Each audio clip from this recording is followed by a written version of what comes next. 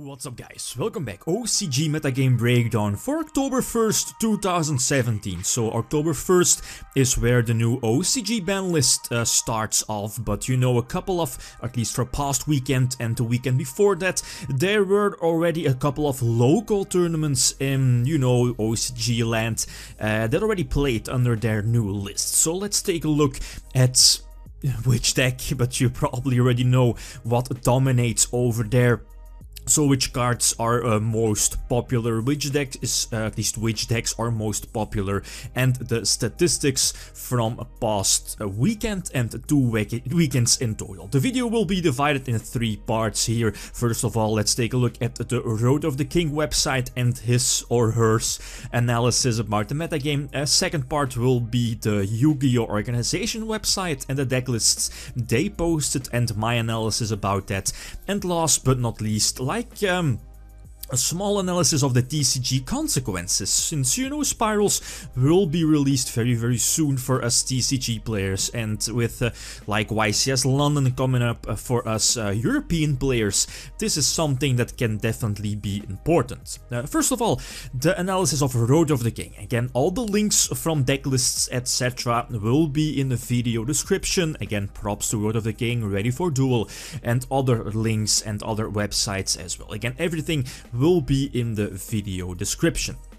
Road of the King, his analysis from yesterday evening my time, very late by the way, wasn't able to make a video at that moment, but as you see here, this should be no surprise. I think about 77% of his analysis, I believe a couple of local tournaments, about 40 to 50 deck lists if I'm not mistaken. 77% of their metagame, at least from his analysis, contains Spyrals. Others like, 23%. What does this say? Yeah, Spyrals are tier 0, right? But a couple of things that we have to take into account is that first of all, these were locals. Again, early format locals, and you know, most of the time people just tend to play casually on local level, but still, even for locals, getting these results is quite high. Another explanation, still early format, and Spyrals are relatively new, you know, with the extra pack, same for Subterrors for example. Yeah, people tend to play, at least wanting to play the newer cards first, right, since they're pretty much fed up with the older cards. Something also important here is that the Fairy Structure deck was also released, I believe, last weekend. So last weekend was its first weekend that, you know, the OCG players were able to play it, but it saw really zero impact. It didn't really have an impact on the format, but still early weekend, but in general, as Road of the King also mentions, is that the fairy deck, the new structure deck, is just too slow. Counter fairies, they are just too slow, have difficulties of breaking an established board. In the case of Spyrals, that established board is just too big to overcome for something like counter fairies, right? The third part here, at least the third thing, is there is one list posted on the Yu-Gi-Oh! Organization website, and if I'm not mistaken, as you see here, this is like, more of a Destrudo build. You know, Destrudo obviously go for the Asian Fairy Dragon, could be good to, you know, pop your opponent's field spell, getting your own field spell shenanigans going. Terraforming has been put to 1 since, you know, at least, and that's, I think it's obvious, right, that Spyrals are the biggest deck over there because of the ban list. Every top tier deck like True Dracos, like Dinosaurs mostly, Wind Witches, Invoked, ABCs with ABC Dragon Buster to 1, all these previously top tier decks in the OCG, they all got like hit, and very hard hit if we take a look at True Dracos, that is. And Spyrals as a deck weren't really hindered by the ban list. Yeah, maybe Terraforming, right, but they still have triple set rotation legal in the OCG, and for the rest, nothing changes about their main deck, right? Very solid main deck. Most lists, as you'll see here in the video, are very similar to this list, with or without Destrudo. Most lists I think are without a Destrudo, but again, give it time, early format. Similarities with these lists is hand traps, very similar to Zoo format. Yeah, again, a lot of similarities with Zoo format is like the core engine of Zoo / Spiral cards, filled up with, you know, 6 to 9 or maybe 10 hand traps, multiple Mexies, Ghost, Ash Blossoms, Draw and Lockbird, one of DD Crow that's searchable during your combo, as you probably know, with their rank 1 exceeds. Again, super powerful, especially in the mirror match. So yeah, for the build, also mentioned, yeah, on Road of the Game website is the importance or the relevance, or relevance of artifacts. Again, artifact sanctum into artifact sight, very important to, you know, stop or at least prevent your opponent from using their extra deck during their turn. So yeah, artifacts are proving to be very important, and somewhat, as you see here in the lists, popping up in side decks as well. But same for cherries, winter cherries, again, super clutch, important card, especially in the mirror match, but also against other decks, heroes, against heroes first of all, because, you know, Dark Law, if you can Dark Law it, you're definitely in a very good position, since, as you see here in the analysis, it's at least for the others, you know, that above 20%ish is mostly just heroes, tricksters as well, but, you know, heroes are quite strong against Spyrals, but it's just not enough, right? You just get rid of their Dark Law, and then you should be set to go as a Spiral player.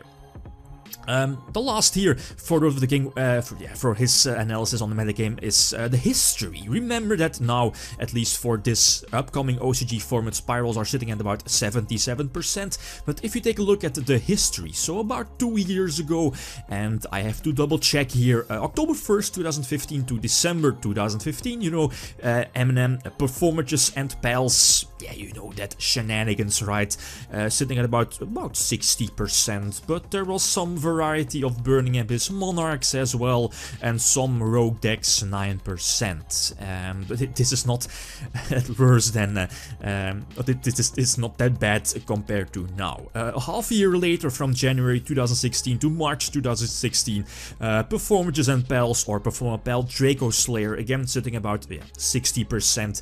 Same, like Burning Abyss and Monarchs, 2nd and 3rd place, and a 10% rogue, so not too many changes, but, you know, Performages / Performer Pals sitting at about 60%. Again, that's a lot, that's huge, definitely very huge, but 70%, 77% of Spyrals is again very rough, and a lot. You can't really compare, it is hard to compare to this. And last, the most recent for us players is January 1st to March 2017, and yeah, we know this Zodiacs were pretty much everywhere, quickly followed by True Draco and a lot of rogue decks, but still Zodiacs again sitting at about 60%. Again, 18, about, yeah, roughly 15/16% less than than the 80-ish% of Spyrals here from the latest results. Okay, Road of the King. Second part here of the video, the YgoPro organization website again posted up the lists from past weekends, and as I was able to gather from these lists, at least, yeah, a flashback, right, a couple of weeks ago, again True Draco's most popular, together with Dinosaurs, followed by ABC, Pendulums and Heroes. Nothing too important, nothing too spectacular here, since that's something we already know. From past weekend, again, Yu-Gi-Oh! Organization website, the deck lists, 56 deck lists were gathered. You know, the new extra pack is new, the starter deck or the structure deck from the counter fairies is also new. October 1st ban list, you know, Dinosaurs got hit, Masterpiece got banned, for example, ABC Dragon Buster was put to 1, and as I mentioned before, same results, are pretty much the same results as Road of the King, is that here Spyrals are taking up about 60-ish, 63% of the deck list, so a little bit less compared to Road of the King's analysis and probably, yeah, other local tournaments, but still above 60% is... that's a lot, definitely a lot. They're quickly followed, they're followed by Tricksters and Heroes, sitting about 7% for Tricksters, again very good due to Draw and Lockbird being very important, one of the better hand traps going into the new OCG format.